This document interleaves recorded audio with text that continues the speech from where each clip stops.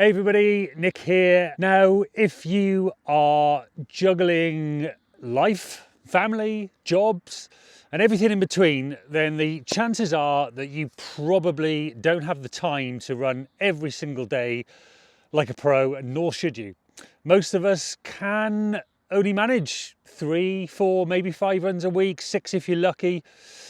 So what should those runs look like? Should you focus on easy runs, long runs, tempo, speed work? How do you piece together a plan that is effective yet still fits into your lifestyle? As a dad of 2 kids, 42-year-old, run my own business, and my wife has cancer and everything that comes with that. I am also a marathoner and ultramarathoner. I have used these exact runs, everything I'm going to talk to you about today, that has taken me from way back when I was a plus 30-minute 5K runner, more than 4 hours for the marathon. Now I'm running 17 minutes for the 5K. I am targeting a 2:35 at London, and I've already run several sub 3s.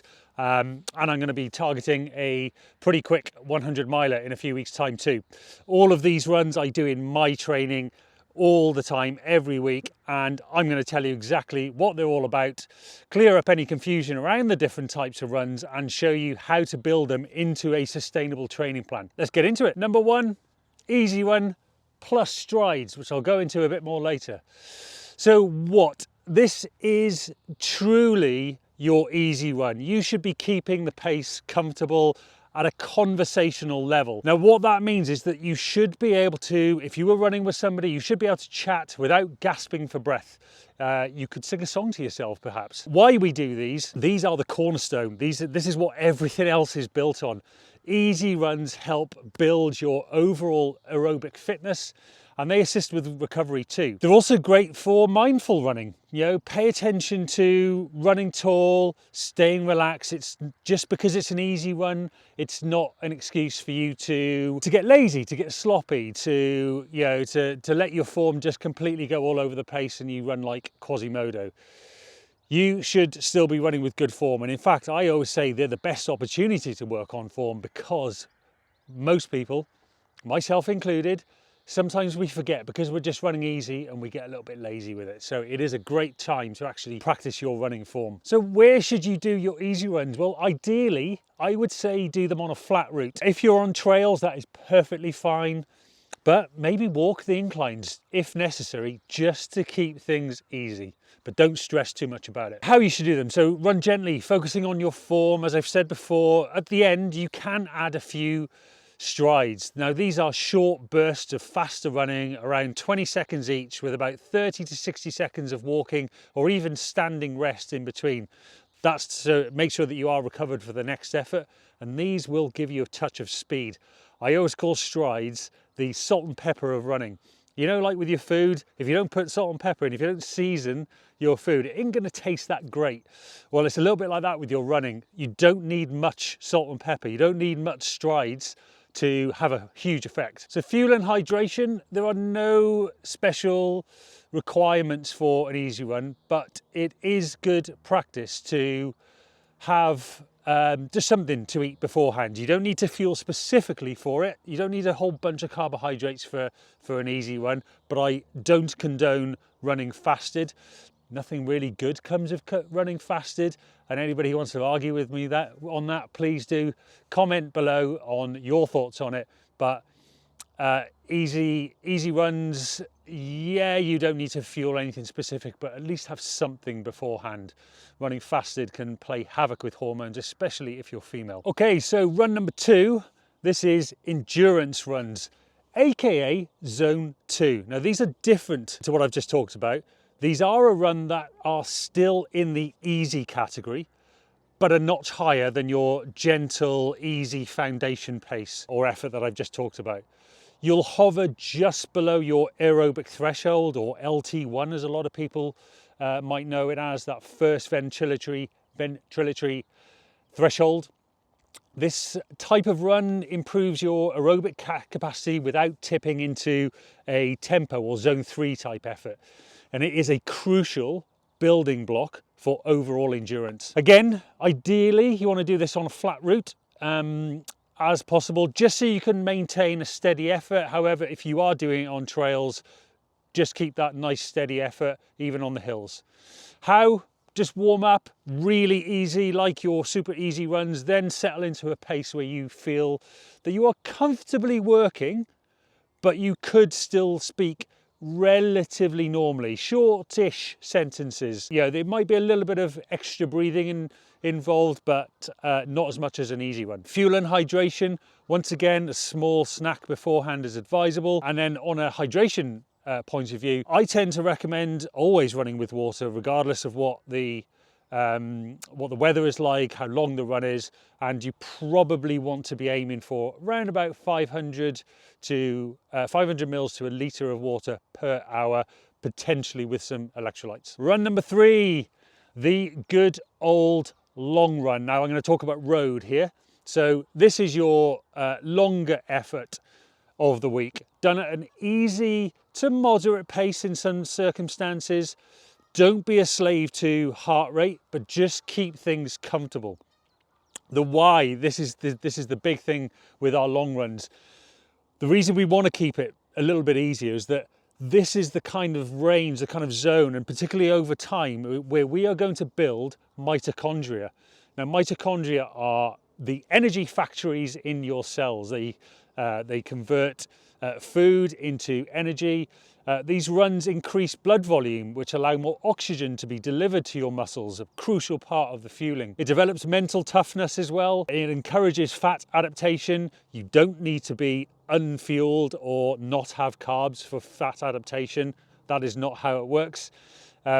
These long runs, they will teach your body to utilize fat before carbs, as long as you keep that effort down. I would always recommend, obviously, doing this on the road. You're going to be doing it on road, ideally again flat or mildly undulating. Keep that effort steady and easy. Good posture is key. Staying tall, eyes forward, and keep your arms moving but relaxed. Fuel and hydration for long runs. This is a great opportunity to practice taking on your carbohydrates, practice taking on your gels. Pre-run, I would always recommend having a good snack or light meal with carbs. For example, something like a peanut butter and jam bagel, or a flapjack, or I'm quite into hot cross buns and jam at the moment. During these runs, you want to be aiming for around about 60 to 90 grams of carbs per hour of running. And for example, I would always recommend gels, but you can think about chews, carb drinks as well.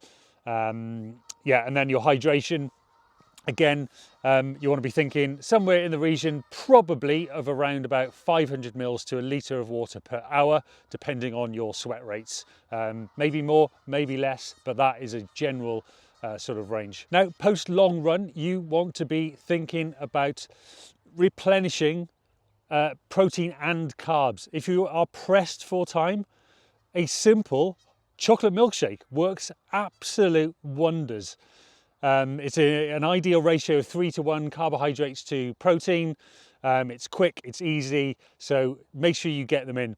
Now, long runs on trails, that is a different kettle of fish, because you probably are going to be out there thinking more about time rather than miles, and you are probably going to be thinking more about taking on food as well as taking on your gels, carb intake through chews and that kind of thing. Ideally with your long runs, once again, unless you're talking about race specific long runs, which I'll come on to in a short while, you should be keeping that effort nice and easy, even if you are on the trails and you're dealing with more hills, more difficult terrain. Keep that overall effort down, because again, we want to build those mitochondria, we want to build our blood volume, we want to build our endurance, and keeping things easier for longer is going to do that. So number 4, tempo runs. So after a gradual warm up, you are going to be running at a controlled, steady pace, one that feels challenging but not race pace hard. This is how I define tempo runs. And these improve your lactate threshold. They allow you to hold faster paces for longer. Even pacing is key. You should be working but still in control, and end with a proper cool down if you want to mitigate injury. risk. Fuel and hydration, because we're getting into the realms now of speed work, so and with you working harder, you are going to be moving from utilising fat to utilising more carbohydrate. There's no switch where you turn off fat utilisation and then on carbohydrate utilisation. It doesn't matter on the intensity, despite what the low carb crew will tell you. We are always using fat and carbohydrate. It just differs depending on the intensity. As intensity goes up, fat goes down and carbs utilization goes up. So when it comes to doing any kind of speed work, we want to be thinking about pre-run, something high carbohydrate but low in fiber. We don't want that fiber bouncing around in our gut. It takes a little bit of time to break down. We want something that is already broken down for us. So things like white toast with honey, hot cross buns like I spoke about earlier, cinnamon bagels with jam, that kind of thing, whatever works for you, even just a banana. We want those quick accessible carbohydrates to fuel us for that session. So during the session, you might benefit from actually taking a gel during the session. And there's a couple of reasons why. Number one, it's going to, again, help further fuel the actual session itself. But also, as you are doing that tempo effort and you are running harder than normal, having contents inside your stomach is teaching your gut to utilize that whilst you're running at a harder effort, because more blood is coming out of the gut and it is going to the working muscles. It is harder for the gut to digest anything that's inside of it, whether that's passing water through to go to the bladder and into the bloodstream, breaking down carbohydrates and gut emptying. You probably best advise, particularly now as the evidence comes out more and more around high carbohydrate fueling. You don't need to go nuts like some of the pros are doing, but certainly thinking about taking a gel or two or even three during that hour whilst you are doing that sort of session is going to be potentially quite beneficial for you. And you can do that through gels, chews, or carb drinks. So hydration, once again, I would be thinking about utilizing the opportunity to have something in your gut. You don't want to be going into a session dehydrated or underhydrated, and in the session itself, particularly if the sun's out, you want to be thinking about that, half to a litre of water per hour of running. And also, whilst it can be a little bit uncomfortable in the beginning when you're running hard, having some of that water in your stomach, again, might be sloshing around. It might not feel very comfortable the first time you do it, but as you get used to doing that, you're going to train your gut to utilize the contents inside of it whilst you're running harder, and that's going to pay you back in dividends come race day. So a little bit like long runs, post run, you want to be replenishing with glycogen, with carbs plus protein. Again, a quick milkshake, smoothie is fine if you're short on time, or a recovery shake, whatever it might be, and then you're good to go. Number 5, interval runs. I've done a whole video on that. I will put it up on the screen somewhere so you can refer back to it. These are shorter efforts, potentially to improve VO2 max or improve your aerobic capacity ceiling, making you faster and more efficient. Generally, they are not all-out sprints. In fact, I don't like using the term sprint. We are endurance runners, not sprinters. Whilst sprinting can have its benefits within the endurance space, it's not a term I like to use because we're not sprinters, we are endurance athletes. And like any interval, you want to be thinking about accelerating into a pace effort that you can maintain for the duration of the interval, which is often anything between 2-3 minutes and up to 10, 15, 20 minutes. Perhaps even longer, depending on the stimulus that we're looking for. Then recover and repeat, and don't forget to take those recovery periods in your intervals seriously.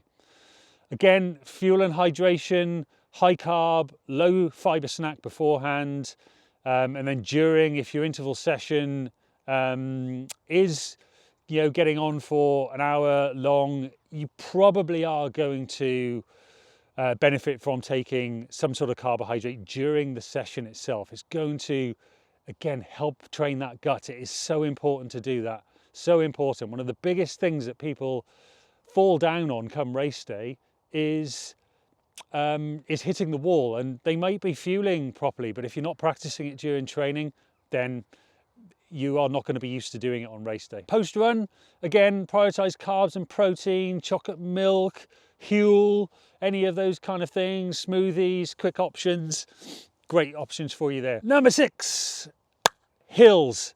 Good old hill repeats. Hills pay the bills is something I always say. So, you know, these can be anything varying from very hard, short efforts like 30 seconds up to 3, 4, 5, even 10, 20, 30 minute long, depending on what you're training for. You know, something like a mountain ultra, I might have some of my athletes going out and doing 30-minute, 40-minute hill reps maybe. If you're doing something like a marathon, which is quite flat, actually doing hills is still quite beneficial for you. They build toughness, they build leg strength, running specific leg strength. They don't replace strength work, because running up a hill will only make you strong to a point. So they don't replace getting in the gym, no matter what some people say. They just don't. But they do help prepare your leg strength and mental toughness. Plus, they also help improve your form under fatigue. How you should do hill reps. So run hard but control depending on the length of the interval, but you should always be focusing on staying tall, using your arms to drive.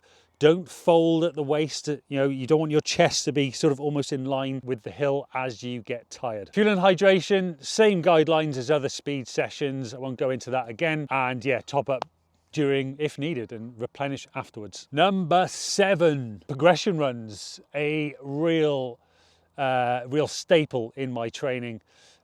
These are a type of run where you either run easy for a period and then finish a little bit harder, or it is a run where you gradually increase pace from easy to moderate.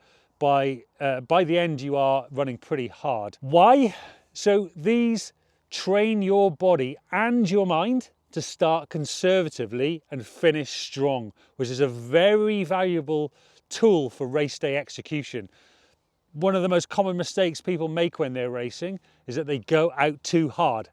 These types of runs actually teach us to start a little bit more conservatively and build into things and then finish strong. Ideally, you want to be doing these somewhere as flat as possible so that you control your pacing and effort more easily. How? Begin at your easier pace, then pick up the speed. I like to do this slightly each kilometre or mile.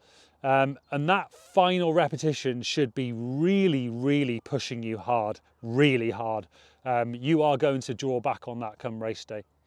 And once again, fuel and hydration, same as tempo and intervals and hills. Make sure you're fueled and then replenish afterwards. Number 8. So strides, I mentioned them earlier. So what are strides? I tend to program anything between sort of 5 to 6 20-second bursts. And I do these near the end of an easy run. To do these, you run fast, nearing a sprint, but not sprinting. Remember, we are endurance runners. We are probably going to be talking about 1K effort. A sprint really is no more than 200-meter effort. Anything beyond that, you do start getting into the realms of it's just hard running, it's not sprinting. You should never be running so hard that you're losing good form either. In fact, it's a really good opportunity to help program good form. That neuromuscular connection is super key. And they add quick speed development. They help improve running economy without the stress of a full speed workout.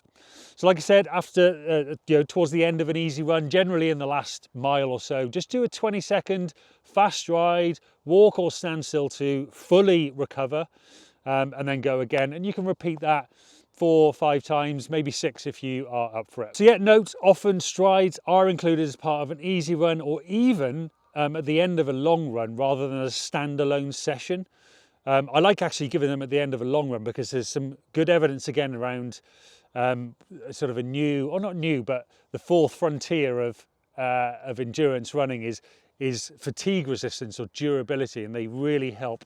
If you can do some strides at the end of a 10, 15, 20 mile long run, it's going to help you with fatigue resistance when you come to race day. Number 9, race simulation run.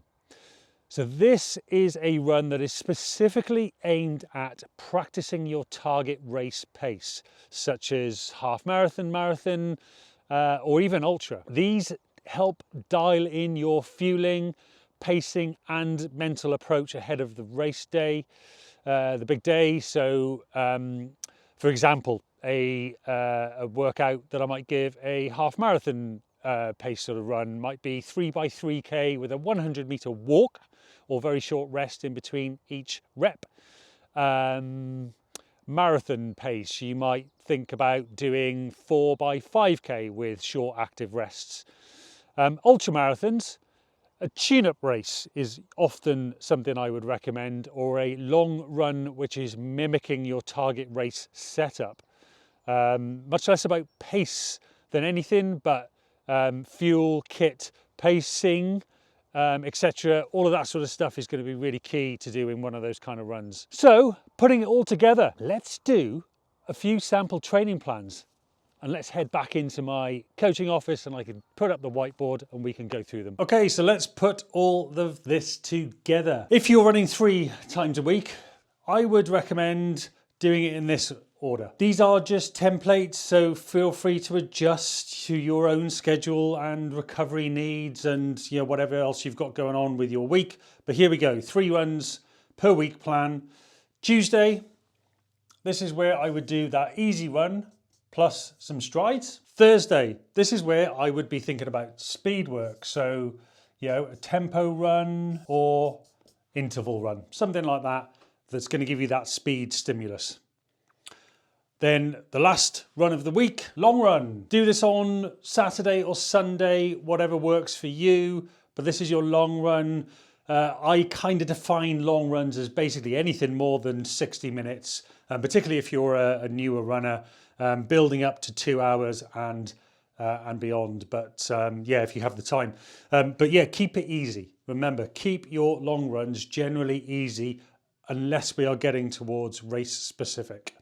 And make sure you're fueling properly before, after each session, particularly that speed work and the long run. That's a great opportunity for you to be practicing your fueling. If you are doing 4 runs per week, let's do a 4 runs per week plan. Monday, I would be taking off. I just like having Mondays off. A lot of us that are starting the working week, it's just a great opportunity just to get yourself sorted, get yourself ahead. I would be keeping it pretty much the same as that, but what I would do is add in an endurance run, that zone 2 type run.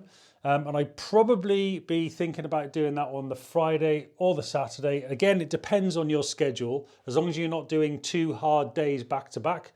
But let's put that endurance run, probably around about 40 to 60 minutes worth of zone 2 running. So it's not as easy as that easy run. This is a really super easy run that's going to make sure that you're set up nicely for the week. Again, you're probably going to do 40 to 60 minutes, and this is very much dependent on where you are in your running journey. You might even do longer if you can literally only run on 3 days a week. And then for a 5-day per week plan, Monday again off. Tuesday I'd be keeping as that easy foundation run. For that 5 run per week plan, this is where I would be changing things up a little bit. Only a slight change, but it is a change nonetheless. What I'd be doing is I would actually be moving that easy run to the Wednesday with some strides, 40 to 60 minutes. Tuesday becomes quite a traditional day for things like your speed work. So somebody I coach calls them Turd Tuesdays. But speed session, and I'd probably be making that one intervals. And then what I would do on Thursday is make Thursday your tempo Thursday. And that's it. Really simple, easy way to structure your weeks. Keep your Friday off there before the weekend, so you've got some really good recovery gaps, nice and time efficient, and there's never 2 hard days back to back. We always want to make sure we're doing hard, easy, hard, or hard, easy, easy, hard. I class long runs as hard. So in those 3 plans, you are giving yourself all the opportunity to get the gains that you need, but also recover properly as well, and hopefully to fit it within your schedule. Okay, so there you have it, an overview of the main types of runs that you might be doing and some example ways to fit them into what is probably a busy schedule. So hopefully this gives you a clear idea of how you can structure your training so that you can build your fitness effectively without burning out, being able to recover, ready for the next sessions. And if you found this helpful, please be sure to hit that subscribe button, and feel free to reach out to me anytime. On Instagram is the best place to get hold of me. And for more tips on your running and endurance training, thank you for watching, and I will see you next time.